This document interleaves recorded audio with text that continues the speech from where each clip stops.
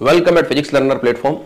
आज इस टॉपिक को हम डिस्कस करेंगे, वो है हमारा परावैद्युत पृष्ठ पर विद्युत क्षेत्र तथा विभव के लिए परिसीमा प्रतिबंध, boundary conditions for electric field and potential at dielectric surface. बहुत ही इंपॉर्टेंट टॉपिक है। अभी से ही आप ये मान के चलिए कि ये क्वेश्चन आपके एग्जाम में आएगा ही आएगा। तो इसको आज हम बहुत आराम से समझेंगे और सिस्टमेटिक तरीके से इसको मेमोराइज भी करेंगे, और ये जो कंडीशंस है वो आगे आपके बहुत काम आने वाली है। तो देखिए, सबसे पहले आप समझिए, छोटी छोटी बातों के साथ हम इनको समझेंगे और फिर इसके अंतर्गत एग्जाम में हमें क्या लिखना है उन चीजों को भी हम नोट करेंगे। तो अगर बात करते हैं अपन किसी पृष्ठ की, मान लीजिए आपके पास कोई, देखिए इस प्रकार का कोई एक पृष्ठ है, ठीक है ना, ये इस प्रकार का कोई, ठीक है ना, ये इस प्रकार का कोई पृष्ठ है। पृष्ठ को आप कैसे समझ सकते हो, जैसे मैं अगर आपको एग्जाम्पल रूप में दिखाऊं, जैसे मान लीजिए मेरे पास ये मेरा मोबाइल है, तो ये जो ऊपर की सतह है इसको हम क्या कहते हैं, पृष्ठ। तो ये ठीक इसी प्रकार का कोई पृष्ठ है, ठीक है। ये पृष्ठ हम मान लेते हैं किसी चार्ज डेंसिटी सिग्मा से क्या है, आवेशित है। इस पर क्या है, सिग्मा। सिग्मा क्या कहलाती है आपकी, सरफेस चार्ज डेंसिटी या पृष्ठ आवेश घनत्व। ये आवेशित भी हो सकता है पृष्ठ और अनावेशित भी हो सकता है। हम दोनों ही केस आगे कंसीडर करेंगे, लेकिन पहले मैं ये मान के चल रहा हूं कि ये पृष्ठ मेरा क्या है, आवेशित है, और क्योंकि पृष्ठ है तो इस पर आवेश घनत्व कितना होगा, सिग्मा होगा। ये तो आपको पता है ना। अगर कोई लाइन होती है तो उस पर आवेश घनत्व लैम्बडा होता है, जिसको हम रेखीय आवेश घनत्व कहते हैं। कोई पृष्ठ या तल है तो उस पर जो आवेश घनत्व होता है उसको हम सिग्मा कहते हैं। और अगर कोई आयतन है तो उसके अंतर्गत जो आवेश होता है उसको हम कहते हैं आयतन आवेश घनत्व या वॉल्यूम चार्ज डेंसिटी, जिसको हम रो से दर्शाते हैं। तो ये आपका कोई पृष्ठ है। अब देखो, जब हम बात करेंगे बाउंड्री कंडीशंस की, तो उसके अंतर्गत बेसिकली हम करने क्या वाले हैं, ध्यान से देखिएगा। वापिस से उस मोबाइल को अपन लेते हैं। ये मान लीजिए आपका कोई पृष्ठ है, तो ये जो तल आपको दिखाई दे रहा है, देखो ये वाला तल ऊपर वाला, इसके ठीक ऊपर कोई बिंदु, तो मान लीजिए तल है तो इसके ठीक ऊपर कोई बिंदु, मान लीजिए मैंने ये ले लिया, ये ठीक ऊपर कोई बिंदु मैंने ले लिया, एक बिंदु कोई यहां पर देखिए, ये कोई बिंदु ले लिया मैंने, ये वाला बिंदु, ठीक है। ये क्या है, इस तल से ठीक ऊपर है। और एक बिंदु में क्या करूंगा, ये जो तल है ये नीचे से इसके ठीक नीचे, तो वो इसके नीचे की तरफ होगा। तो उसको अगर मुझे दर्शाना तो मैं कैसे दर्शाऊंगा, यहां देखो डॉट डॉट से दर्शा रहा हूं, ठीक है ना। ये जाएगा तो नीचे, लेकिन मैं यहां लिख रहा हूं बस, ये इसके अंदर नहीं है, ध्यान रखना। ये जो बिंदु मैंने दर्शाया ना, यहां पर देखो ये वाला, एक तो ये वाला और एक ये वाला, ये तो इस तल के ऊपर है और ये इस तल के नीचे है। तो हमारे पास दो बिंदु आ गए, कौन कौन से, एक तो सतह या तल के ठीक ऊपर और एक सतह या तल के ठीक नीचे। तो जो ठीक ऊपर बिंदु है, उस बिंदु के लिए अगर मुझे विद्युत क्षेत्र लिखना हो तो उसके लिए मैं लिखूंगा E अबव। अबव मतलब ऊपर, ठीक है। और जो नीचे है ये वाला, इसके लिए मैं लिखूंगा E बिलो। आप चाहो तो इसको शॉर्ट में इस तरह से EA भी लिख सकते हो और इसको EB भी लिख सकते हो, कोई फर्क नहीं पड़ेगा। समझ में क्या आया कि आपके पास दो बिंदु है, एक सतह के ठीक ऊपर है जिसको हमने कह दिया E अबव, एक सतह के ठीक नीचे जिसको हम कह दिया E बिलो। तो जो बाउंड्री कंडीशन है वो बेसिकली क्या होगी कि जब आप नीचे से ऊपर की तरफ जाओगे और इस सतह को पार करोगे, याद रखना, जब आप नीचे से ऊपर की तरफ जाओगे और इस सतह को पार करोगे तो विद्युत क्षेत्र में कितना परिवर्तन होगा, वो परिवर्तन एक क्वांटिटी के रूप में निकल करके आएगा, और वो जो क्वांटिटी होगी वही आपकी क्या कहलाएगी, बाउंड्री कंडीशंस कहलाएगी। इसको आप ऐसा भी लिख सकते हो, देखो आपके पास एक कंडीशन आएगी E above minus E below. इसका क्या मतलब हुआ मुझे बताइए। इसका मतलब हुआ कि जब आप बिलो से अबव की तरफ जा रहे हो, यानी नीचे से ऊपर की तरफ जा रहे हो और इस सतह को पार करते हुए, याद रखना, ठीक है ना, सिग्मा आवेशित जो पृष्ठ वाली घनत्व वाली जो सतह उसको पार करते हुए ऊपर की तरफ जा रहे हो, तो विद्युत क्षेत्र में कितना परिवर्तन हुआ। तो परिवर्तन हम कैसे निकालेंगे, EA माइनस EB। तो इसका मान कितना होगा, इसका मान कितना होगा, वो मान ही आपका एक तरह से क्या है, boundary conditions on electric field. और कहां पर, at dielectric surface. Dielectric surface मतलब ये जो सतह है जो सिग्मा आवेश से आवेशित है उस पर, क्योंकि आप इसको पार कर रहे हो। तो सबसे पहली चीज आपको समझ में आ गई कि बाउंड्री कंडीशंस का क्या मतलब है कि जब आप किसी एक आवेशित सतह के नीचे से ऊपर की तरफ जा रहे हो तो कितना परिवर्तन हो रहा है, विद्युत क्षेत्र में कितना परिवर्तन हो रहा है, वो विद्युत के लिए, आपके विद्युत क्षेत्र के लिए बाउंड्री कंडीशन हो जाएगी। और जब हम विभव निकालेंगे इसी तरह से VA माइनस VB, तो वो हो जाएगी आपकी विभव के लिए बाउंड्री कंडीशंस। तो पहली चीज आपको समझ में आ गई, कैसे निकालेंगे अभी हम कैलकुलेट कर लेंगे। अब देखो, यहां पर आपको एक चीज और विशेष रूप से ध्यान रखनी है कि जब हम बाउंड्री कंडीशंस की बात करते हैं, तो मैं वर्ड एक बार बार बोल रहा हूं, सतह के ठीक ऊपर और सतह के ठीक नीचे। तो ये बहुत इंपॉर्टेंट वर्ड है, मैं ऐसे ही नहीं बोल रहा हूं। यानी आप जिन दो बिंदुओं के बीच में डिफरेंस निकालोगे, उनकी सिचुएशन, ठीक है ना, या उनकी लोकेशन कैसी होनी चाहिए, सतह के ठीक ऊपर होनी चाहिए। ऐसा नहीं है कि जैसे मान लीजिए सतह है तो बहुत ज्यादा ऊपर हो गया, बहुत ज्यादा नीचे हो गया, तो उस स्थिति में जो बाउंड्री कंडीशन हम यहां पर निकालेंगे वो वैलिड नहीं होगी। यहां पर हम बाउंड्री कंडीशन वो ही निकाल रहे हैं, उन बिंदुओं के लिए निकाल रहे हैं जो सतह के ठीक ऊपर और ठीक नीचे है। तो ये चीज आपको पता चल गई। अब यहां पर एक चीज आप और देखिए, आपको एक चीज पता है कि जो विद्युत क्षेत्र है वो एक सदिश राशि है, और किसी भी सदिश को हम क्या कर सकते हैं, घटकों के रूप में लिख सकते हैं। तो यहां पर एक मैं लाइन लिखूंगा, उसको भी आप नोट कीजिएगा। आप लिखिए, चूंकि विद्युत क्षेत्र एक सदिश राशि है, इसलिए इसे घटकों के रूप में व्यक्त किया जा सकता है, व्यक्त किया जा सकता है, ठीक है ना। जिसमें से अब जो घटक होंगे, जिसमें से एक घटक पृष्ठ के लंबवत तथा दूसरा घटक पृष्ठ के समांतर होगा। यह चीज आपको ध्यान रखनी है, ठीक है ना। कोई भी वेक्टर है, जैसे मान लीजिए आपके पास कोई ये वेक्टर है, ठीक है, ये वेक्टर है, मान लीजिए ये वेक्टर था, तो इसके दो घटक हो गए, एक ये ऐसा और एक ये ऐसा, तो ये इसके दो कंपोनेंट हो गए। तो उसी प्रकार से ये जो ई अबव है वो भी दो घटकों से मिलकर के बना होगा, ई अबव परपेंडिकुलर और E above below, sorry E parallel above, sorry E above perpendicular और ई अबव पैरेलल, ये आपको ध्यान रखना है। इसको देखिए एक बार, यहां पर एक और वापिस समझिए। जैसे मान लीजिए ई वेक्टर है, तो ई वेक्टर दो घटकों से मिलकर के बना है, कौन कौन से, एक तो ई परपेंडिकुलर और ई पैरेलल, ठीक है। अब इसको देखते हैं, देखो, तो अगर मैं बात करता हूं ई अबव की, तो ई अबव के भी दो घटक हो गए, कौन कौन से, ई अबव परपेंडिकुलर प्लस ई अबव पैरेलल। उसी प्रकार से जो आपका, इसको वेक्टर लिख दीजिए, ई बिलो है, उसके भी दो घटक हो जाएंगे, कौन कौन से, ई परपेंडिकुलर बिलो प्लस ई पैरेलल बिलो। ये आपको पता चल गया होगा, समझ गए ना। ये आपको बार बार काम आएंगे, दो घटक परपेंडिकुलर और पैरेलल, परपेंडिकुलर किसके, तल के, और पैरेलल किसके, तल के, ठीक है ना। ये चीज है। तो अब जब हमें तो ये निकालना, देखो ये कंडीशन, तो इसको हम दो भागों में बांटेंगे, कैसे कैसे, एक हम निकालेंगे परपेंडिकुलर कंपोनेंट के लिए कंडीशन और एक निकालेंगे पैरेलल कंपोनेंट के लिए कंडीशन। तो हमारे पास दो कंडीशन आएगी, क्या क्या, देखो, जो विद्युत क्षेत्र के लिए परिसीमा प्रतिबंध होंगे वो क्या क्या होंगे। एक तो हम निकालेंगे ई above perpendicular minus E below perpendicular, ये क्या आने वाला है, ये हमारे लिए बाउंड्री कंडीशन होगी। उसी प्रकार से ई parallel above minus E parallel below, ये मान क्या आने वाला है, वो हमारे पास इलेक्ट्रिक फील्ड की बाउंड्री कंडीशन होगी। तो अब हमने इस छोटे से टाइम ड्यूरेशन में क्या समझ लिया कि करना क्या है हमें। तो हमें ये पता चल गया कि पहली बात तो इस प्रकार की सरफेस है, इसके ठीक ऊपर बिंदु और ठीक नीचे बिंदुओं पर हमें इलेक्ट्रिक फील्ड के मान कैलकुलेट करने हैं, और जब हम नीचे से ऊपर की तरफ जाएंगे तो विद्युत क्षेत्र में कितना परिवर्तन होगा, वो परिवर्तन ही आपको बाउंड्री कंडीशंस देने वाला है।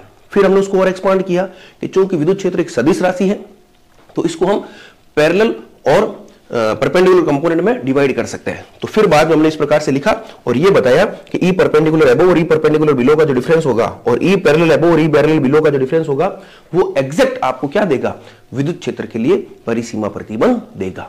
अब हमारा मेन टास्क कहां शुरू होता है कि ये हम कैसे कैलकुलेट करेंगे। तो ये सिर्फ समझाने की चीज थी जो आपको बताई गई है। अब कैसे करेंगे वो हम आगे देखते हैं। तो आइए स्टार्ट करते हैं। और ये जो पैरेलल कंपोनेंट होता है इसको हम इंग्लिश में कहते हैं टेंजेंशियल कंपोनेंट, या हिंदी में कहते हैं स्पर्शीय घटक। और जो परपेंडिकुलर कंपोनेंट है तो इंग्लिश में तो हम इसको नॉर्मल कंपोनेंट कहते हैं, या हिंदी में इसको कह देंगे हम लंबवत घटक। ठीक है, ये बिल्कुल बेसिक सी चीज है।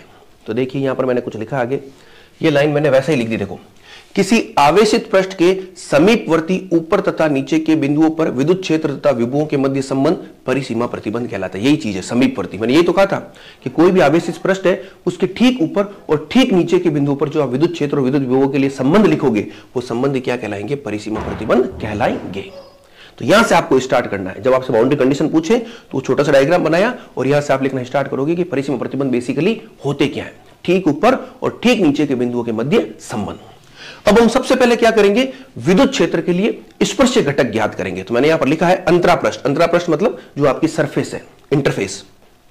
अंतरापृष्ठ पर विद्युत क्षेत्र के स्पर्श घटक का परिसीमा प्रतिबंध ज्ञात करने के लिए विद्युत क्षेत्र के संरक्षी गुण, वेरी इंपॉर्टेंट है, संरक्षी गुण का उपयोग करते हैं जिसके अनुसार।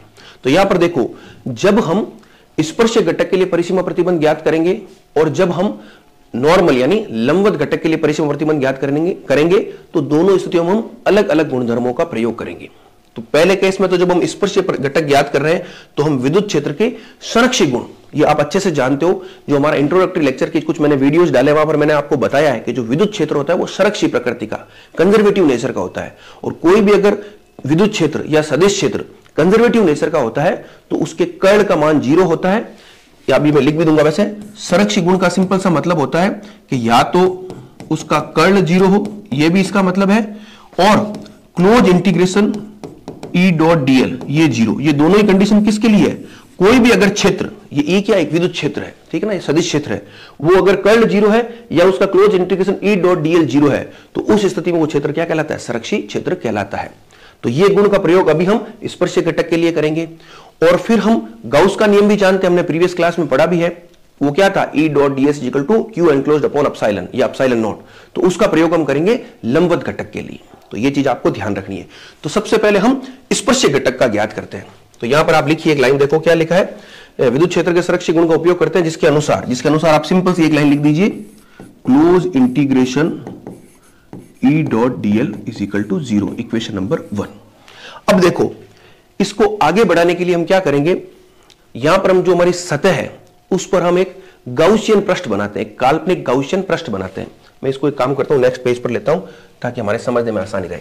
तो देखो, जैसे मान लीजिए आपके पास ये कोई पृष्ठ है, ठीक है ना, सिग्मा आवेश से आवेशित, और ये मान लीजिए आपके पास कोई विद्युत क्षेत्र या ऊपर की तरफ, तो उसको मैंने कह दिया E1, और या E1 कुछ कहो ही मत, आप इसको छोड़ो, एक बार रुको, मैं थोड़ा और इसको स्पेसिफाई करके बताता हूं सिंपल वे में, ताकि आपको समझने में आसानी रहे। अब देखिए इसको, यहां पर जैसे मान लीजिए सतह है, तो एक विद्युत क्षेत्र तो आपका इस तरह से ऊपर की तरफ होगा और एक विद्युत क्षेत्र मान लीजिए आपका इस तरह से नीचे की तरफ है, ठीक है। इसको मैंने कह दिया E बिलो, अभी मैं शॉर्ट में लिख रहा हूं, और इसको मैंने कह दिया E अबव, याद रखना। तो इसके दो घटक कौन कौन से होंगे, यहां पर देखिए आप, इसका एक घटक तो ये पैरेलल और एक घटक ये परपेंडिकुलर। तो ये जो पैरेलल है इसको हम कह देंगे EA पैरेलल मतलब इस सतह के पैरेलल, और इसको हम कह देंगे EA परपेंडिकुलर। उसी प्रकार से देखो, ये इस प्रकार से घटक हो जाएंगे E बिलो पैरेलल और E बिलो परपेंडिकुलर। डायरेक्शन का ध्यान रखना बस, ठीक है ना, पैरेलल वाले इधर है, परपेंडिकुलर वाले दोनों इधर है। अगर सपोज करो किसी स्थिति में कोई डायरेक्शन ऐसी लेनी पड़े तो उस स्थिति में इसका साइन क्या हो जाएगा, माइनस हो जाएगा। तो ये आपको पता चल गया।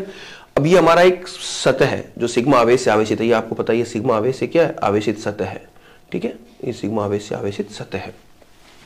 एक मिनट में लिख देता हूं, इसका आवेश सिग्मा है।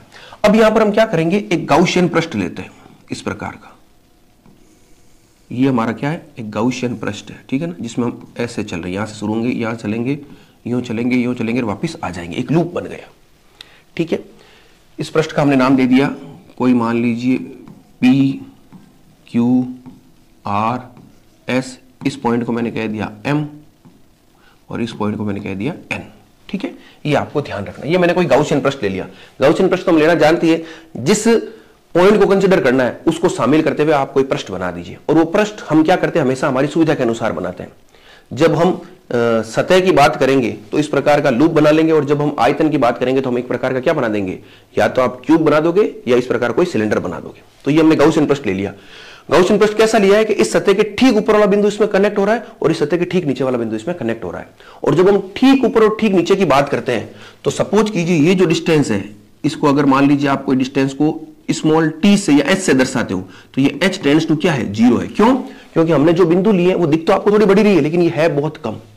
तो ये जो डिस्टेंस है h जो इसके बीच की है उसको हमने क्या कह दिया, टेंड्स टू 0। ये आपको ध्यान रखना है। अब हमने पीछे क्या लाइन लिखी है, हम किस गुणधर्म का उपयोग करेंगे, हम विद्युत क्षेत्र के संरक्षीय गुणधर्म का उपयोग करेंगे जिसके अनुसार E dot dl is equal to होता है आपका 0। अब close integral E dot dl का मतलब क्या हो गया, यही आपका क्लोज पाथ है, देखो ये वाला, ये आपका लूप है, तो इस पर हम ये निकालेंगे, इस पर हम क्या निकालेंगे, ये निकालेंगे, इसके अंतर्गत ऊपर वाला बिंदु भी आ जाएगा और नीचे वाला बिंदु भी आ जाएगा। तो देखो ये जो क्लोज पाथ है इसको मैं कैसे कैसे कन्वर्ट कर सकता हूं, आप एक बार देखिए, क्या मैं इसको ऐसा लिख सकता हूं, यहां पर देखिए आप, सबसे पहले हम चलेंगे P से Q, इसको मैंने लिख दिया E डॉट dl, फिर हम चलेंगे Q से M, क्योंकि यहां पर मैं M क्यों ले रहा हूं अभी आपको बताऊंगा, Q से M E डॉट dl, फिर हम चलेंगे M से R, वो हो जाएगा आपका E डॉट dl, फिर हम चलेंगे R से N, सॉरी R से S, R से S, ये हो गया आपका E डॉट dl, फिर हम चलेंगे S से N E डॉट dl, और फिर चलेंगे हम N से P, ये भी हो गया आपका E डॉट dl, और ये मान किसके बराबर है, 0 के बराबर, क्योंकि हम जानते हैं ये पूरा क्लोज लूप था, तो हम क्लोज लूप में P से स्टार्ट होकर के वापस P पर पहुंच गए। अब देखो ये तो आपको समझ में आ रहा है कि P से Q लिखा, ठीक है, फिर आप कह रहे हो Q से R क्यों लिखा, Q से R क्यों नहीं लिखा, Q से M क्यों लिखा, वो क्यों लिखा आप समझिए। आपको पता है ये जो सतह है इसके ठीक ऊपर विद्युत क्षेत्र का मान कुछ अलग है, इसके ठीक नीचे विद्युत क्षेत्र का मान कुछ अलग है, ठीक है ना, क्योंकि ऊपर तो है E above है और नीचे E below है। तो हम अगर मान लीजिए Q से R लिखता हूं तो फिर ये E वो E नहीं रहेगा, क्यों, क्योंकि Q से M तक तो E above होगा और M से R तक E below होगा, तो इसलिए मैंने क्या कर दिया, इसको दो भागों में बांट दिया। अब हम जैसे ही इस वाले ऊपर वाले लूप में जब भी चलेंगे तो E का मान हम हमेशा क्या लिखेंगे, E above लिखेंगे, और जब नीचे वाले इस भाग में चलेंगे तो इसमें E का मान क्या लिखेंगे, E below लिखेंगे। मुझे ये बताइए आपको ये चीज लिखी है, समझ में तो आ गई, मैंने कुछ नहीं किया है, E डॉट dl को क्या कर दिया, जो क्लोज लूप था उसको मैंने ओपन कर दिया। क्लोज लूप कहां से कहां बना, P से घूम करके वापस P पर बना, तो देखिए हम P से स्टार्ट हुए, एक सीक्वेंस से चले और वापस कहां पहुंच गए, P पर पहुंच गए। अब हमें इन सब के मान लिखने हैं, तो ध्यान से देखिएगा कैसे लिखेंगे, बहुत आसान है, मैं यहां बताता हूं आपको। देखो अब देखो E dot dl, dot product के अंतर्गत आपको हमेशा ध्यान रखना है, क्या ध्यान रखोगे कि दो समांतर राशियां जो होती हैं उनका डॉट प्रोडक्ट तो हमेशा पॉजिटिव, यानी उसका कुछ ना कुछ मान होता है, लेकिन दो लंबवत राशियां हैं तो उसका डॉट प्रोडक्ट हमेशा क्या होता है, 0 होता है। तो यहां पर आप एक चीज नोट कर लीजिएगा कि जो E परपेंडिकुलर आपका घटक है, कौन सा, E परपेंडिकुलर। अब देखिए जैसे मान लीजिए आपने ये लूप लिया, तो इस लूप पर दो घटकों की अगर बात करें तो एक तो ये घटक और एक ये घटक, तो अगर आपकी डिस्टेंस PQ है, यहां पर dl क्या हो जाएगी मुझे बताइए, अगर इस लेंथ को मैं क्या कहता हूं, इस लेंथ को सपोज कीजिए आप नाम ने दे दिया L, तो जो PQ का मतलब L, dl क्या बराबर है, L के बराबर है, तो ये L जो होगा दोनों के साथ होगा। मुझे बताइए ये जो E है, ये E किससे मिलकर, ऊपर की साइड है, तो ये जो E है वो किससे मिलकर बना है, मुझे बताइए, E बना है आपके EA बना है E perpendicular above plus E parallel above, लेकिन चूंकि ये दिशा हम L की काम में ले रहे हैं तो परपेंडिकुलर के साथ लिखोगे तो उसका मान वैसे ही क्या आएगा, 0 आएगा, क्योंकि EA परपेंडिकुलर डॉट dl 0 होगा, क्योंकि dl और EA परपेंडिकुलर के बीच का एंगल कितना है, 90 है। तो यहां पर हम परपेंडिकुलर कंपोनेंट लेंगे ही नहीं, केवल कौन सा लेंगे, यहां पर हम केवल पैरेलल कंपोनेंट लेंगे।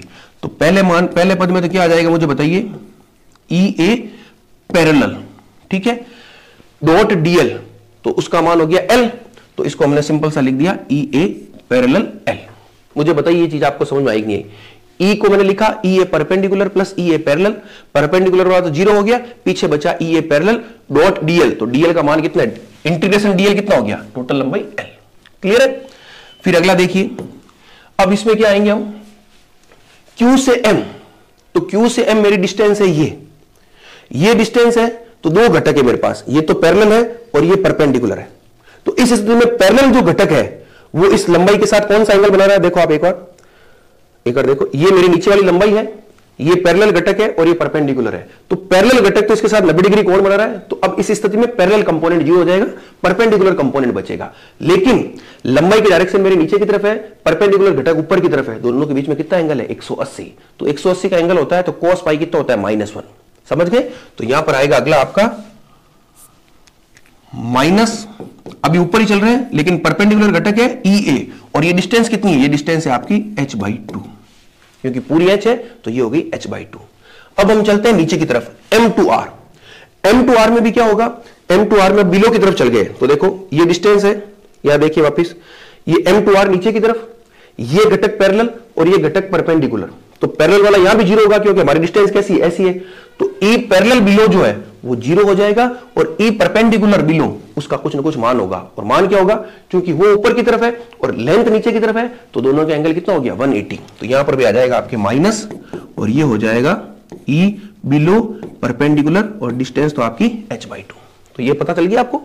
फिर अगला देखते हैं हम, Q to M तो हो गया, M to R भी हो गया। अब R to S, R to S आपकी ये डिस्टेंस है, देखो R to S ये डिस्टेंस है। तो इस डिस्टेंस में आप क्या देखोगे, बिलो वाला परपेंडिकुलर घटक तो 0 होगा क्योंकि ये डिस्टेंस है, तो ये घटक तो 0 और ये पैरेलल घटक क्या हो जाएगा, बच जाएगा। और पैरेलल घटक कैसे, देखो डिस्टेंस तो आपकी R to S ऐसे है और EB पैरेलल कैसा है, ऐसा है, तो दोनों के बीच में 180 का एंगल है। तो 180 का एंगल है तो साइन क्या आ जाएगा, माइनस। तो इसको मैं लिख दूंगा E बिलो पैरेलल और डिस्टेंस क्या हो गई है आपकी पूरी L।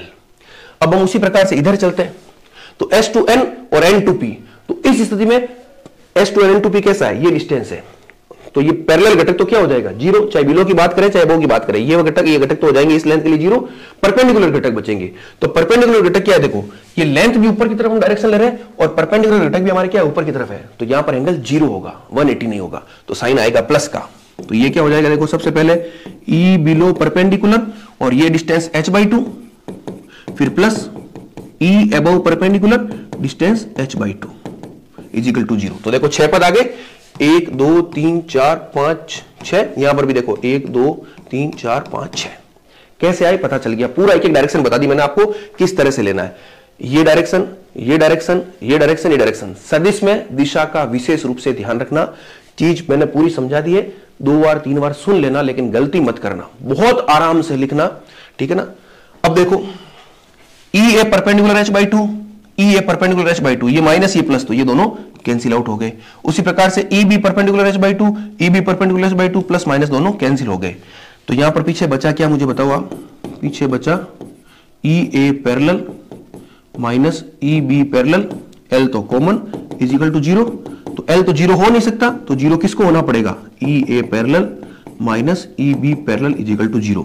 तो ये हमारी कंडीशन आ गई। आपको पता होगा मैंने पीछे बताया भी था हमें करना क्या है, हमें ये करना है E parallel above minus E parallel below का मान निकालना है, और ये मान ही हमारा क्या होगा, बाउंड्री कंडीशन होगी ऑन इलेक्ट्रिक फील्ड। तो एक केस हमने कैलकुलेट कर लिया, देखो E A parallel minus E B parallel is equal to 0। इसको आप क्या होता है ऐसा लिख सकते हो, E parallel above minus E parallel below is equal to 0। ये है आपकी boundary conditions on tangential component of electric field. विद्युत क्षेत्र के लिए स्पर्शीय घटक के लिए बाउंड्री कंडीशन का मान है। तो इसका मान क्या आ गया, 0। 0 होने का मतलब क्या हो गया कि आप जब नीचे से ऊपर की तरफ चलोगे, क्योंकि पहले तो हम क्या कह रहे थे कि उस सतह के नीचे से ऊपर की तरफ जा रहे हो तो विद्युत क्षेत्र में कितना परिवर्तन होगा, तो यहां पर हमने देख लिया विद्युत क्षेत्र में कोई परिवर्तन नहीं हो रहा है, लेकिन किस घटक के लिए, स्पर्शीय घटक के लिए। तो यहां पर हमें क्या लाइन लिखेंगे कि स्पष्ट है कि किसी पराविद्युत पृष्ठ के लिए विद्युत क्षेत्र का स्पर्शीय घटक उस सतह पर क्या होता है, सतत होता है, कंटिन्यूअस होता है। कंटिन्यूअस का मतलब क्या हो गया, जो मान वो नीचे से लेकर के चल रहा है वो मान ही उसका ऊपर रहने वाला है। क्यों, क्योंकि अगर सतत नहीं होता तो नीचे मान कुछ और होता, ऊपर मान कुछ और होता, और दोनों का डिफरेंस क्या आता, 0 नहीं आता, कुछ ना कुछ नॉन जीरो वैल्यू आती। लेकिन चूंकि दोनों का डिफरेंस 0 आ रहा है, इसका मतलब ये कैसा है, कंटिन्यूअस है। ये वर्ड भी इंपॉर्टेंट है, कैसा है, कंटिन्यूअस है। मैंने आगे लिखा है, देखो इसको मैंने लिखा है, स्पष्ट है कि अंतरा पृष्ठ पर विद्युत क्षेत्र का स्पर्शीय घटक सतत रहता है। ये लाइन है जो आपको एग्जाम में लिखनी है और आपको समझनी, यही चीजें पूछी जाती है, ठीक है ना। अंतरा पृष्ठ पर सतत है मतलब नीचे से ऊपर जाओगे तो मान में कोई परिवर्तन नहीं होगा, लेकिन समांतर घटक के लिए, पैरेलल कंपोनेंट के लिए, अर्थात अंतरा पृष्ठ के ठीक ऊपर तथा ठीक नीचे विद्युत क्षेत्र के स्पर्शीय घटक के मान परस्पर समान रहते हैं, चाहे पृष्ठ आवेशित हो या अनावेशित। क्योंकि मैंने शुरुआत में कहा था कि अभी तो हम क्या कर रहे हैं, इस पृष्ठ को आवेशित लेकर के चल रहे हैं, यानी सिग्मा का कुछ ना कुछ मान है। सपोज कीजिए आपके पास कोई ऐसा पृष्ठ हो जो आवेशित ही ना हो, सिग्मा 0, तब क्या होगा, तो इसमें तो कोई फर्क नहीं पड़ेगा। पैरेलल कंपोनेंट में तो चाहे सिग्मा हो नहीं हो कोई फर्क नहीं पड़ेगा, विद्युत क्षेत्र का स्पर्शीय घटक सदैव क्या रहता है, पृष्ठ पर सतत रहता है। अर्थात नीचे से ऊपर की तरफ आप जाओगे तो विद्युत क्षेत्र के मान में कोई परिवर्तन आपको देखने को नहीं मिलेगा। तो पहली बाउंड्री कंडीशन आपने समझ ली। अब हम नेक्स्ट बाउंड्री कंडीशन की तरफ चलेंगे, ई परपेंडिकुलर अबव और ई परपेंडिकुलर बिलो में क्या डिफरेंस होता है। तो करते हैं उसको भी स्टार्ट, बहुत ईजी है वो भी। तो चलो, स्पर्शीय घटक हमने देख लिया। एक चीज आप ये भी देख सकते हो कि जैसे हमने इतनी लंबी चौड़ी कैलकुलेशन की ना, ये इतने 6 स्टेप लिखे, वो लिखने की हो सकता है आपको आवश्यकता नहीं हो, लेकिन सिर्फ समझाने के लिए लिखा है, क्योंकि आपको पता है ये डिस्टेंस तो क्या है, s टेंड्स टू 0 है। तो ये जो बीच वाले 4 पद थे आपके, कौन सा, q to m, m to r, s to n और n to p, इसको आप चाहे ऐसे लिखो या सीधा आप केवल 2 पद लिखो, ये डिस्टेंस और ये डिस्टेंस, बाकी को आप सीधा आगे ब्रैकेट लिख दीजिए। चूंकि h टेंड्स टू 0 तो वो सारे पद क्या मिल जाएंगे आपको, ऑटोमेटिकली 0 मिल जाएंगे। तो वैसे भी आप लिख सकते हो। आगे जब हम लंबवत घटक पढ़ेंगे तो वहां पर मैं सीधा लिखने वाला हूं, चूंकि इसको फर्स्ट स्टेप था तो मैंने आपको पूरा समझा दिया कैसे लिखा जाता है। चलिए अब हम लंबवत घटक की तरफ बढ़ते हैं। तो देखो अगला काम हमारा क्या है, अंतरा पृष्ठ पर विद्युत क्षेत्र के लंबवत घटक का परिसीमा प्रतिबंध ज्ञात करने के लिए हम किसका उपयोग करेंगे, गाउस के नियम का उपयोग करेंगे। तो गाउस का नियम आप जानते हो क्या होता है, गाउस का नियम होता है close integration E dot ds is equal to Q enclosed upon epsilon naught. और इस क्यू एनक्लोज्ड को आप क्या लिख सकते हो, अभी मैं लिख के बताता हूं आपको। E dot ds, Q enclosed का बेसिकली मतलब क्या होता है कि जो भी पृष्ठ है उसमें कितना आवेश है। तो हमने कह दिया कि जो हमारा पृष्ठ है उसका आवेश घनत्व सिग्मा है, और मान लीजिए उस पृष्ठ का क्षेत्रफल a है, कैपिटल A, तो टोटल चार्ज कितना हो जाएगा, आवेश घनत्व इनटू क्षेत्रफल। तो क्यू एनक्लोज्ड कितना हो जाएगा, sigma a upon epsilon not. इसको आपने दे दिया इक्वेशन नंबर 2। क्लियर है। अब वापिस से हमें वही गाउसियन पिल बॉक्स या गाउसियन सरफेस बनाना है, तो यहां पर कुछ अलग होगा।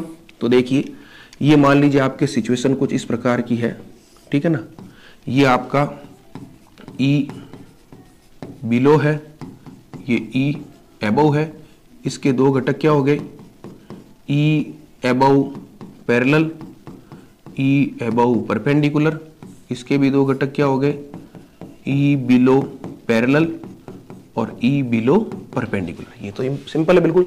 अब यहां पर हम गाउसियन पृष्ठ इस प्रकार का कुछ बनाते, देखो एक कोई इस प्रकार का गाउसियन पृष्ठ बनाते हैं, ठीक है ना, इस प्रकार का। ये गाउसियन पिल बॉक्स है, तो इसमें वो बिंदु है जो ठीक ऊपर है, ठीक नीचे है, और यहां पर ये जो डिस्टेंस आपकी h है, ठीक है ना, वो भी क्या है, टेंड्स टू 0 है। ये जो सतह है इसका पृष्ठ क्षेत्रफल हमने a कह दिया, इसका भी पृष्ठ क्षेत्रफल हमने a कह दिया। और आपको पता है क्षेत्रफल एक सदिश राशि है और उसकी दिशा क्या होती है, सतह के लंबवत ऊपर की ओर। तो इस पृष्ठ की जब हम बात करेंगे, इस पृष्ठ की, तो इस पृष्ठ के लिए जो वेक्टर एरिया होगा, मुझे बताइए वो किधर होगा, ऊपर की तरफ होगा, वेक्टर एरिया A। और इस पृष्ठ के लिए किधर होगा, वेक्टर एरिया नीचे की तरफ, ठीक है ना। इस जो ये वाला नीचे वाला भाग है, ये वाला कर्व्ड सर्कुलर भाग, उसका क्षेत्रफल की दिशा नीचे की तरफ और इसकी ऊपर की तरफ। और ये जो आपका भाग है ये वाला, ये भी एक क्षेत्रफल है, तो इस क्षेत्रफल की दिशा इस वाले की तो हो जाएगी इधर, इधर, और इस वाले की हो जाएगी इधर। ये आपको ध्यान रखना है। लेकिन यहां पर हम ये वाला बीच वाला भाग काम में लेने वाले नहीं है, अब उसको हम पूरा लिखेंगे ही नहीं। क्यों, क्योंकि s टेंड्स टू 0 है, तो हम केवल ये वाला और ये वाला भाग ही काम में लेंगे और उसको ऑटोमेटिकली क्या मान लेंगे, 0 मान लेंगे। 0 नहीं भी मानोगे ना तो भी वो कैंसिल आउट होगा। क्यों होगा, आप देख लीजिए, इस क्षेत्रफल की दिशा इधर होगी, इस क्षेत्रफल की दिशा इधर होगी। समझ रहे मेरी बात को। और दोनों के मान क्या हो जाएंगे, आपको बराबर देखने को मिल जाएंगे। क्यों, क्योंकि देखो इस आधे भाग में E अबव है, ठीक है ना, इस आधे भाग में E अबव है और दोनों की दिशा विपरीत है, तो वैसे 0 हो जाएंगे। इस आधे भाग में E बिलो है, इस आधे भाग में E बिलो है, दोनों समान है। देखो E बिलो तो कैंसिल आउट, E अबव तो कैंसिल आउट। अब आप ये मत कहना इधर इधर भी 0 होंगे, 0 नहीं हो सकते, होंगे या नहीं होंगे मुझे पता नहीं, लेकिन चूंकि ये पूरा E अबव है, ये पूरा का पूरा E बिलो है, तो ये वाले जो भाग है, ये वाले इन भाग से तो विद्युत क्षेत्र, ये जो घटक है, हमें कुछ लिखने की आवश्यकता ही नहीं है, याद रखना। फालतू हम इस लेक्चर को बड़ा नहीं करेंगे। तो अब हम सीधा इसको अप्लाई करते हैं। तो सबसे पहले देखो, जब हम इस वाले भाग की बात करते हैं, E डॉट ds लिखेंगे, तो E अबव, अब E अबव का कौन सा घटक, क्योंकि इसका वेक्टर एरिया ऐसे है, एक घटक हमारे पास EA पैरेलल है और एक घटक EA परपेंडिकुलर है। चूंकि डॉट प्रोडक्ट है तो ये वाला जो घटक होगा EA पैरेलल, वो इस एरिया के साथ 90 डिग्री कौन बना रहा है, देखो आप, ये हमारा EA पैरेलल है, ये हमारा वेक्टर एरिया है, दोनों के बीच में एंगल कितना है, 90 डिग्री, तो पैरेलल कंपोनेंट का मान 0 हो जाएगा। अब आपका वेक्टर एरिया है ये है और E अबव परपेंडिकुलर भी है, तो दोनों के बीच में एंगल कितना है, 0। तो 0 है तो इसका मतलब क्या हो गया, उसका मान E डॉट ds, अगर cos थीटा 0 है तो उसका मान हो गया 1। तो पहले स्टेप में हम सबसे पहले क्या लिखेंगे, EA परपेंडिकुलर डॉट ds का मतलब एरिया EA। तो पहला पद ये आ गया। अब ये जो इन वालों के लिए, इन वालों के हम सीधा 0 लिखेंगे, कोई फर्क नहीं पड़ेगा। हम सीधा इस नीचे वाले पर आ जाते हैं। तो नीचे वाले पर देखिए, नीचे वाले का एरिया ऐसे है और इसका EB पैरेलल ये ऐसा है, तो दोनों के बीच में एंगल कितना 90, तो पैरेलल कंपोनेंट का कोई योगदान नहीं है।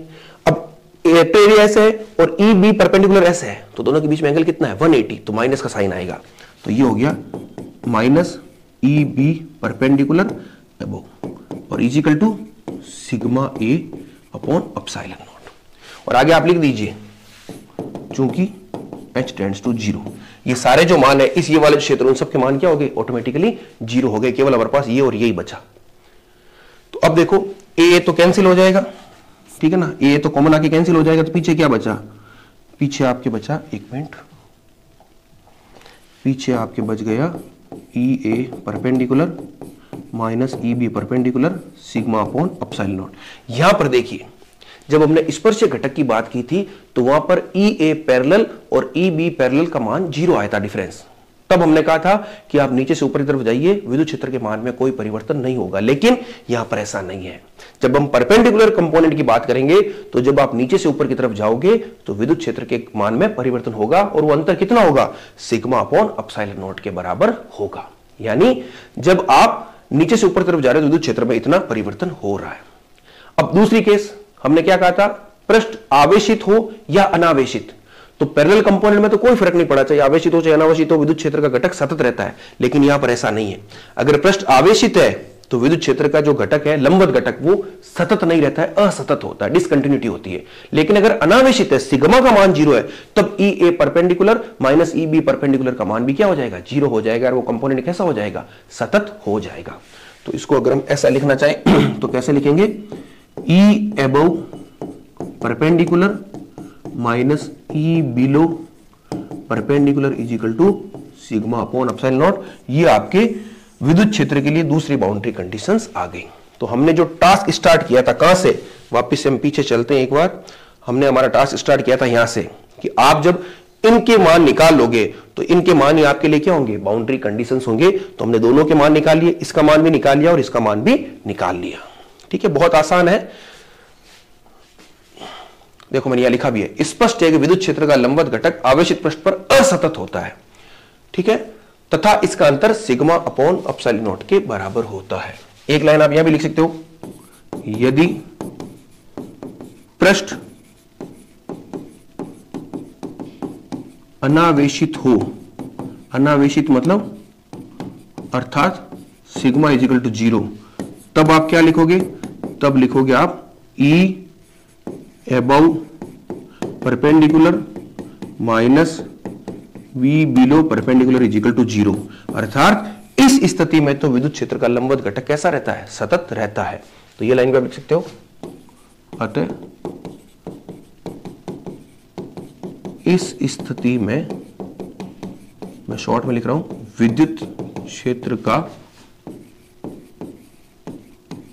लंबवत घटक सतत होता है। तो ये हमने फाइंड कर लिया, क्या क्या, विद्युत क्षेत्र के लिए परिसीमा प्रतिबंध। तो बहुत छोटा सा पार्ट है, ठीक है ना, क्योंकि थोड़ा सा टेक्निकल चीजें हैं, चीजों को मुझे आपको एक एक करके समझाना है, बताना, इसलिए थोड़ा लेक्चर लंबा हो गया, लेकिन कोई बात नहीं, हमारे पास पर्याप्त समय है। चीजों को जब आप समझोगे तो चीजें आसानी से समझ में आएगी। तो दोनों कंडीशन याद रखनी है, क्या, E parallel above minus E parallel below is always 0, but E perpendicular above minus E perpendicular below is equal to sigma upon epsilon naught. कब, जब सिग्मा है, और जब सिग्मा 0 है तब E perpendicular above minus E perpendicular below is equal to 0। तो ये हमने विद्युत क्षेत्र के लिए ज्ञात कर लिए। अब हम छोटा सा पार्ट बचा है विभव के लिए, वो भी कैलकुलेट कर लेते हैं इसी लेक्चर में। अब आप देखो, ये जो आपने दोनों कंडीशन लिखे ना, यहां पर हम एक चीज और ऐड कर सकते हैं। क्या कर सकते हैं, आप ध्यान से देखिए, जो दो बाउंड्री कंडीशन आपने निकाली थी परपेंडिकुलर और पैरेलल के लिए, उन दोनों को अगर मैं कंबाइन करता हूं तो मेरे पास क्या फॉर्मूला बनेगा, वो भी इंपॉर्टेंट है। आप यहां पर एक लाइन लिख लीजिए, विद्युत क्षेत्र, या इसको सीधा ही लिखते हैं ना, विद्युत क्षेत्र का झंझट ही छोड़ो, आप तो सीधा ऐसा लिखो, E above minus E below is equal to sigma upon epsilon naught N cap. ये वेक्टर है, आपको याद रखना हो। ये हमने क्या कर दिया, कंबाइंड बाउंड्री कंडीशन लिख दी पैरेलल और परपेंडिकुलर कंपोनेंट के लिए। जहां पर आप एक लाइन ये भी लिख दीजिए, एन कैप क्या है, एन कैप सतह के लंबवत एकांक सदिश। अब आप कहोगे कि ये दोनों के लिए कंबाइंड कैसे हो गई। सपोज कीजिए आपने पैरेलल कंपोनेंट लिया, तो यह हो जाएगा ई above parallel minus E below parallel. तो जब पैरेलल लिया तो एन कैप का मान क्या होगा, चूंकि एन कैप तो है आपका सतह के लंबवत एकांक सदिश और पैरेलल कंपोनेंट होता है सतह के समांतर, तो उस स्थिति में एन कैप का मान हो जाएगा 0। तो एन कैप 0, तो ये पूरा पद भी क्या हो गया 0। और जब आप लंबवत घटक लोगे तो एन कैप का मान क्या हो जाएगा 1, क्योंकि लंबवत घटक है तो सतह के लंबवत, इसकी दिशा ही आपकी क्या है सतह के लंबवत है, तो उसका एकांक सदिश का मान क्या हो जाएगा 1, और यहां पर आ जाएगा परपेंडिकुलर। तो मेरी बात समझ गई, ये कॉमन कंडीशन है, बस ध्यान रखना एन कैप जरूर लिखना है आपको, क्योंकि एन कैप नहीं लिखोगे तो फिर हम उसको स्पेसिफाई कैसे करेंगे कि पैरेलल में क्या होगा, परपेंडिकुलर में क्या होगा। तो जो दोनों कंडीशन थी उनको हमने मिक्स करके इस तरह से लिख दिया। ये भी आपको याद रखनी है, E above minus E below is equal to sigma upon epsilon naught N cap, where N cap क्या है, vector, unit vector perpendicular to the surface, सतह के लंबवत एकांक सदिश। ठीक है, अब ये करने के बाद हमारे लिए विभव का मान बहुत आसान रहेगा। देखो आगे मैंने लिखा है, विभव का परिसीमा प्रतिबंध ज्ञात करने के लिए गाउसियन पिल बॉक्स जो भी हमने लिया था उसके ऊपरी तथा निचले पृष्ठ पर कोई दो बिंदु क्रमशः ए और बी लेते हैं। ये मान लो पिल, ये हमारा सतह है, इसके एक ऊपर ए है और नीचे बी है। तो विभवांतर की परिभाषा आप जानते हो, विभवांतर की परिभाषा क्या होती है, कोई भी दो बिंदुओं के बीच, तो V above minus V below, विभवांतर की परिभाषा होती है हमारी ए, हम कहां से कहां चले, हम चले बी से ए की तरफ, और ये होता है E डॉट dl, बी से ए की तरफ E डॉट dl, और ए से बी का मतलब क्या हो गया, नीचे के बिंदु और ऊपर के बिंदु के बीच की दूरी, उसी को हम कहते हैं dl। अब आपको पता है कि बाउंड्री कंडीशन में हमने क्या कह दिया कि जो सतह है उसके ठीक ऊपर और ठीक नीचे के बिंदु वो बहुत पास पास है, तो ए से बी के बीच की दूरी जो हम पहले h कह रहे थे वो h क्या थी, टेंड्स टू 0 थी, यानी जो लेंथ है कहां से कहां तक, बी से ए तक, वो लेंथ क्या है, इतनी छोटी है, उसको हम 0 मान सकते हैं। तो उसको अगर आप 0 मान लोगे, dl को 0 मान लोगे, तो इस पूरे पद का मान भी क्या हो जाएगा, 0 हो जाएगा। ये तो आपको पता है, तो चूंकि वो 0 हो जाएगा तो आप सीधा लिख सकते हो V above minus V below is equal to 0। ये निकल करके आगे बाउंड्री कंडीशन किसकी, बहुत सिंपल है, कुछ फर्क ही नहीं पड़ता। ठीक है ना, अर्थात विभव जो होता है वो हमेशा क्या होता है, अंतरा पृष्ठ पर सतत होता है। तो वो लाइन भी आप यहां पर एक लिख लीजिए, तो क्या लिखोगे, अर्थात अंतरा पृष्ठ पर विभव सतत रहता है। याद हो जाएगा, V above minus V below equal to 0। क्यों, क्योंकि B से A की डिस्टेंस जो ये है वो क्या है, S टेंड्स टू 0, 0 ही है वो, dl आपकी एक तरह से क्या है, 0 है। अब हम लास्ट हमारे पॉइंट पर चलते हैं, परपेंडिकुलर घटक। तो परपेंडिकुलर घटक के लिए हम एक फॉर्मूला जानते हैं कि जो E होता है वो माइनस ग्रेड फाई होता है, ये हम अच्छे से जानते हैं। ठीक है ना, जो हमारा इंट्रोडक्टरी लेक्चर है उसमें मैंने समझा रखा है, आप देख लीजिएगा वहां से।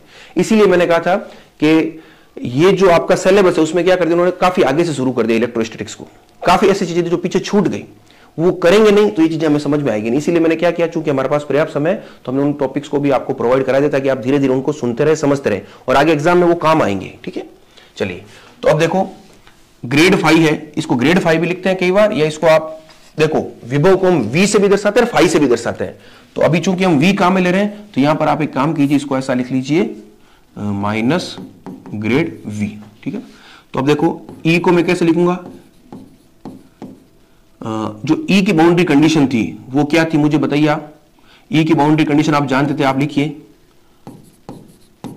हम जानते हैं कि E perpendicular minus E perpendicular below is equal to sigma upon epsilon naught n cap. और चूंकि E क्या है, ग्रेड V है, माइनस ग्रेड V है, जिसको मैं ऐसे लिखूंगा, देखो gradient V above minus gradient V below, और ये माइनस था तो ये माइनस में इधर लिख देता हूं, minus sigma upon epsilon n cap. तो ये कंडीशन किसकी निकल करके आ गई, ये कंडीशन निकल करके आ गई विभव के लंबवत घटक की। लंबवत घटक की कैसे आएगी, यहां पर जो ग्रेडियंट होता है वो क्या होता है, del upon del X, del upon del Y, del upon del Z होता है। तो इसको मैं ऐसे लिख रहा हूं, देखो del V above upon del n, अभी क्या है मैं बता दूंगा, minus del V below upon del n, और ये हो जाएगा आपका minus sigma upon epsilon naught के बराबर। अब ये del V upon del n ये क्या है, इसको आप लिख लीजिए, जो आपका del V upon del n है वो क्या है, नॉर्मल डेरिवेटिव ऑफ V। इसको ऐसा लिखिए, normal derivative of V। Normal derivative V का मतलब क्या हो गया, जो पृष्ठ है उसके लंबवत दिशा में परिवर्तन की दर, इसको आप ऐसा लिखिए, पृष्ठ के लंबवत v में परिवर्तन की दर। क्योंकि जब आप समांतर देखोगे तो ये n कैप है, समांतर घटक के लिए n कैप क्या हो जाएगा, 0 हो जाएगा। n कैप केवल वही सर्वाइव करेगा जहां लंबवत घट होगा, इसीलिए हमने इसको क्या लिखा है, del V upon del N, सीधा लिख दिया। क्योंकि दो दिशा में परिवर्तन देखेंगे, लंबवत दिशा में परिवर्तन देखोगे पृष्ठ के, या पृष्ठ के समांतर दिशा में परिवर्तन देखोगे। तो समांतर दिशा में परिवर्तन के तो हम देखेंगे नहीं, क्योंकि ये 0 हो जाएगा, तो हम केवल लंबवत दिशा में परिवर्तन देखेंगे। तो उस केस में 1 हो जाएगा, तो हमारे पास क्या बच गया, del V above upon del N minus del V below upon del N equal to minus sigma upon epsilon naught. तो ये आपका हो गया विभव के लिए परिसीमा प्रतिबंध। अब विभव के ध्यान रखना, यहां पर आप ये मत कहना विभव का स्पर्शीय घटक निकालेंगे, विभव का लंबवत घटक, क्योंकि विभव तो एक अदिश राशि है, उसका कोई स्पर्शीय और कोई लंबवत घटक नहीं होता है। ये del V above upon del N कोई वेक्टर क्वांटिटी नहीं है, ये आपकी क्या है, ये तो पृष्ठ के तल के लंबवत विभव में कितना परिवर्तन हो रहा है वो है। इसीलिए आपने देखा होगा, जो हमने ये देखा था पहले विभव में परिसीमा प्रतिबंध, ये यहां पर कोई पैरेलल कुछ नहीं था, ये वी अबोव वी बिलो दोनों समान ही है, ठीक है ना। ये वी में परिवर्तन देख रहे हो आप, तो याद रखना v में परिवर्तन हमेशा सतत होता है, यानी जब पृष्ठ से नीचे से ऊपर तरफ जाओगे तो v में कोई चेंज नहीं होगा, लेकिन v का लंबवत घटक में आप परिवर्तन देखोगे, ठीक है ना, वैसे नहीं, मतलब लंबवत दिशा में परिवर्तन देखोगे तो वो हमेशा क्या होगा, असतत होगा। उसकी जो प्रवणता होगी del V upon del N क्या है, लंबवत दिशा में विभव की प्रवणता। एक लाइन ये भी लिख लीजिए समझने के लिए, ये जो है ना आपका, ये इसको हम ये भी कह सकते हैं लंबवत दिशा में v की प्रवणता, ग्रेडियंट, ये सब आपको पता है, प्रवणता क्या होती है, ग्रेडियंट क्या होती है, सब इंट्रोडक्टरी लेक्चर में है, तो आपको वहां से समझ में आ जाएगा। अगर वो नहीं होते तो ये चीजें आपको समझ में नहीं आती। तो फाइनली आपको क्या कैलकुलेट याद रखना है, मैं लास्ट में लिख देता हूं कौन कौन सी बाउंड्री कंडीशन आपको याद रखनी है। E perpendicular above minus E perpendicular below, ये होगी आपकी sigma upon epsilon naught. E parallel above minus E parallel below, ये होगी आपकी 0। फिर आप लिखोगे v above minus v below, ये भी आपकी होगी 0, और del v above upon del n minus del v below upon del n, ये होगी minus sigma upon epsilon naught. तो ये चारों बाउंड्री कंडीशन आपको याद रखनी है। कैसे प्रूफ करना है वो मैंने बता दिया, लेक्चर थोड़ा लेंथी हो गया, कोई दिक्कत नहीं है। जब आप इसको एक बार सुन के बनाओगे नोट तो छोटा सा होगा और फटाक से आप कर लोगे। क्या चीजें लिखनी, बहुत सारी चीजें नहीं लिखनी है आपको, ठीक है ना। जो मेन चीजें मैंने बताई ये लिखना है, वही चीजें आपको लिखनी है। तो इसके साथ हम इस लेक्चर को यहाँ समाप्त करेंगे। अब हम नेक्स्ट लेक्चर में और इंपॉर्टेंट चीजों को सीखेंगे, ठीक है। आप इसको ध्यान से सुनिएगा और कोई भी डाउट, कोई भी दिक्कत हो तो पहले तो 2-3 बार सुन लीजिए। तो मुझे पूरी उम्मीद है कि 1-2 बार सुन लोगे तो आपको कोई डाउट रहेगा नहीं, लेकिन अगर फिर भी रहता है तो आराम से आप कम्युनिकेट कर सकते हो, मैं उनको वापस से समझा दूंगा। Thank you.